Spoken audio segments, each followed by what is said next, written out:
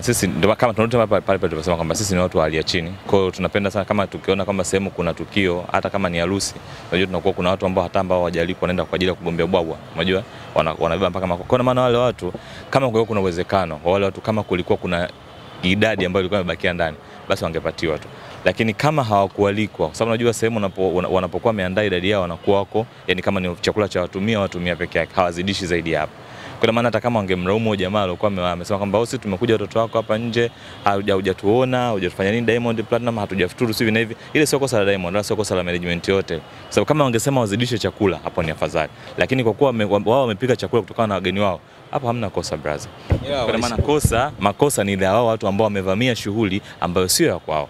Kwa sababu sio kuongea kwa kuagandamiza ama kufanya wala kwa kutetea Diamond and other stuffs.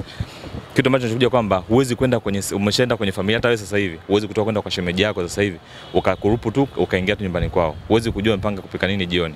Umeona? Kama umenunua mchele wao nusu kwa kula watu wawili, wewe ukienda maana style imeshakuwa nje ya budget, utakunywa maji utalala. Unanifahamu vizuri? Ndio kama toka kwa wale watu, maana hawakuwa kwenye budget. Kwa maana kosa sio la watu, kosa ni la kwao wenyewe, wamevamia shughuli za watu. Lengo kubwa lilikuwa ni kufuturisha. Watu gani kidini wanapaswa wafuturishwe? Kihaki watu ambao wanataka kufuturishwa ni watu maskini. Umeona? Na wasio, ila sasa unajua kuna kitu tunaitwa kwamba ile ni event ya kwamba, kwa sababu unajua ukiangalia ile event na vitu viwili ndani yake. Umeona? Hiyo kufuturisha na kuna hiyo kuzindua hiyo sabuni yake. Umeona? Sasa you never know. Labda jamaa aliamua kufanya vile kwa ajili ya kuambia waliwapa watu labda mwaliko wako hapa kama labda na kitu changu nazindua. Sababu watu wanakuwa na magrupu yao huko chini wanakuwa wanafanya vitu vyao. Mimi na yeye hatujui. Umeona? Ukuta labda walishambizana kama kuna product inazinduliwa na amealikwa, ina maana kwamba ilikuwa labda ni special. Ilikuwa surprise ile sabuni. Lakini hamna kitu cha surprise brother kwenye maisha. Ukiona chochote kinachotokea kimepangwa. Hata hii pete watu wanavishana pete ni kitu ambacho walipanga. Kwamba siku fulani takuvishwa pete na inabidi kwenye hali ya reaction na anakuwa kwenye reaction. Kwa maana hata ile pia nao ni kitu ambacho wenyewe kama management walipanga na wakasema kwamba siku gani nzuri ya kuzindua, basi tuweke iftar, tuweke ni siku ambayo tunaweza tukazindua kitu moja kwa moja. Kwa maana mimi sioni kosa kwenye hilo. Wale wanacholalamika pale nje, mimi nilipata nafasi ya kufika. Wanacholalamika kwamba wao kuwatumia invitation ulitangaza kwamba kutakuwa na iftar. Na siku zote iftar, ukishatangaza kuna iftar, utakiwi kusema kwamba nitaifuturisha hawa na hawa. Kwa wao walijiona ni wahusika kwa sababu walijiamini wao ni watu wa hali ya chini. Ndio maana walifika pale. Na ndio maana brother nakwambia kitu moja kwamba kila kitu kwenye maisha kinatoka na mipango. Angesema kwamba tunafuturu Jangwani, hata mimi ningeenda. Kwa sababu ni open space. Lakini inawekwa sehemu maalum kama ile, maana yake ni kwamba kuna hiyo mialiko maalum ya watu ambao wamealikwa. Kwa maana hata kama sasa ndo nahisi yeye mwenyewe hakuzani kwamba wangekuja watu ambao watakuwa extra outside. Umeona? Angekuwa anajua kama kuna watu ambao watakuwa ni extra outside. Sidhani kama angeweka ile limited chakula alichokuwa amekiweka. Kwa maana kwa upande mmoja, kwa namna moja ama nyingine, mimi sioni wa kulaumiwa. Wa kulaumiwa ni watu ambao wamevamia ile shughuli kwa sababu haikuwa na nilio yao. Hawakuwa kwenye idadi ile na nilio. Kwa maana hapo hamna kosa blaza. Nikurudishe nyuma. Ugumu gani ambao umepata ama unaopitia kupitia akaunti yako? Maybe DM, usumbufu, ni kitu gani ambacho ni challenge kwako?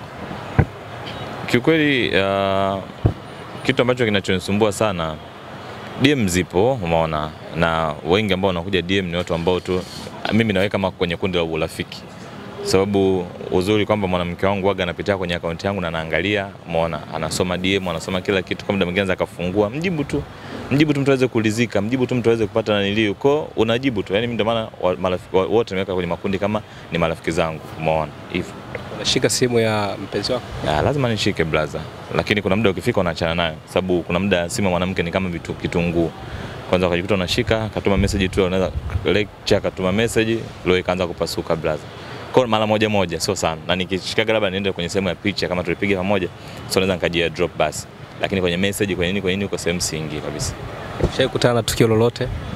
Matukio ni mengi sana. Na ndio haya ambayo yametufunza mpaka sasa hizi tumekuwa kama vile ni waoga ambao tukiona majani tu tunajaribu kurusha miguu kuweza kuogopa kung'atwa na nyoka. Unaweza kushare na sisi tukio moja tu peke yake ili tukuokoa muda, kwa sababu umesema kwa sasa hivi kupenda ni ngumu.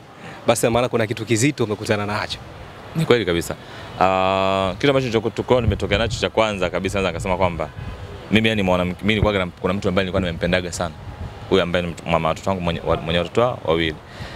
Huyu mtu nilipotokea kwamba akawa amenicheat. Umeona? Yani alikuwa mke. umeona, alafu akawa amenicheat. Nilioa kabisa. Nilioa kabisa, umeona, kwa akawa amenicheat, na sio kunicheat kwamba ina maana alikuwa ameandaa mazingira kufanya nini ya kunicheat.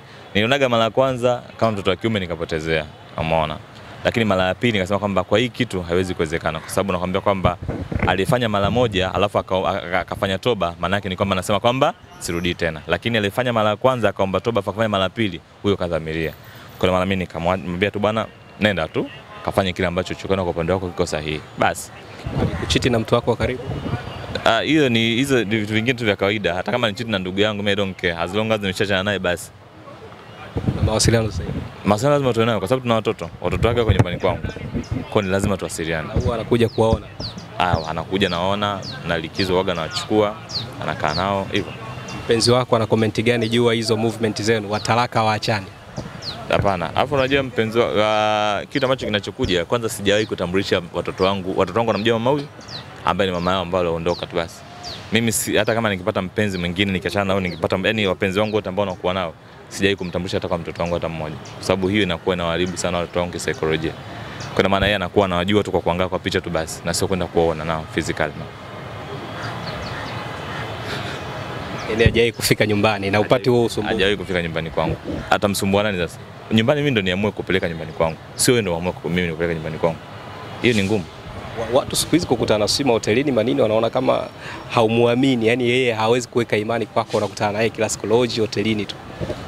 Imani sasa hivi kwanza imeshakufa. Sasa hivi hamna imani. Sasa hivi inaitwa kwamba ni chapa ilale. Kama ukiona nini kwa mnaweza mkakaa mkashikana. Lakini ukiona nini, kwa sababu sasa hivi mahusiano yenyewe ni kama naniliu tu. Kama news ya naniliu tu.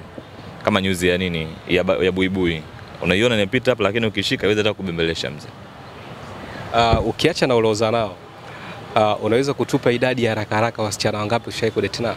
Ni wengi blaza. Ni wengi tu, ila tu 30. 30 hawezi kufika. 20. Ni wengi. Na kitu kingine ambacho ukijui kunihusu mimi. Mimi sio kila mtu ambaye ana date naye. Mimi ni mtu ambaye naogopa sana nuksi, mikosi. Unajua tendo la ndoa ni zuri ukilisikia na ukiliona. Lakini tendo la ndoa ndani yake inabeba nuksi, laana, mikosi ya kila aina. Kwa maana mimi waga nichuza sana. Mimi napendaga sana nikiwaga na mpenzi mmoja, ndo huyo mpenzi mmoja nakuwa naye. Haya mambo ya kubadilisha kwa maana nikiachana na huyu najipa muda kidogo niweze kuheal kidogo, hata mwingine anakaa vile nafasi. Kwa sababu sio kama nakuwa sina nakuwa nao, ila nakuwa naweka kwenye upande wa marafiki.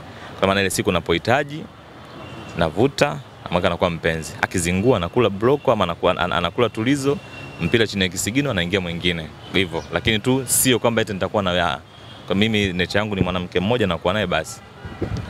Hiyo dhana ambayo umetoka kuiongea hapo dakika moja nyuma kwamba mtu ukilala naye ama ukiseksi naye huwa anakuachia nuksi na mikosi.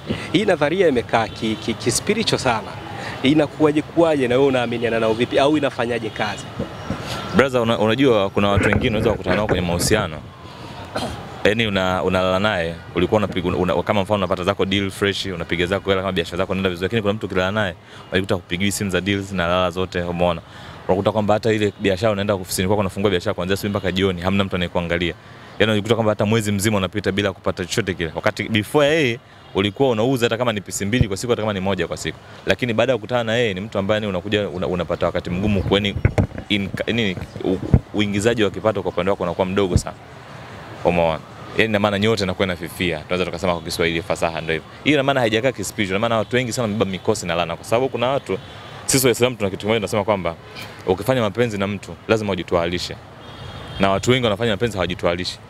Na usipojitwalisha kuna vitu ambavyo unaweza kujitoa kama unapita navyo. Kwa sababu unaweza kutembea na jana balaa kwenye mwili wako. Unajikuta kwamba unavaa vitu, kwa sababu unajua shetani anapenda miili ambayo ni michafu na sio miili misafi. Kwa maana unakuta kwamba amejawa na shetani kwa mfano kwenye mwili wake. Kwa maana unavyojaimiana naye maana yake ni kwamba shetani imekuvaa wewe. Kwa ndio hivyo maana yake ni kwamba tendo la ndoa limebeba laana, mikosi na kila kitu. Na sio kila mtu unayemwona unampima kwa macho kwamba huyu hana laana, huyu hana mikosi. Hapana. Kuna wengine hujakutana nao, umekutana nao tu ukubwani.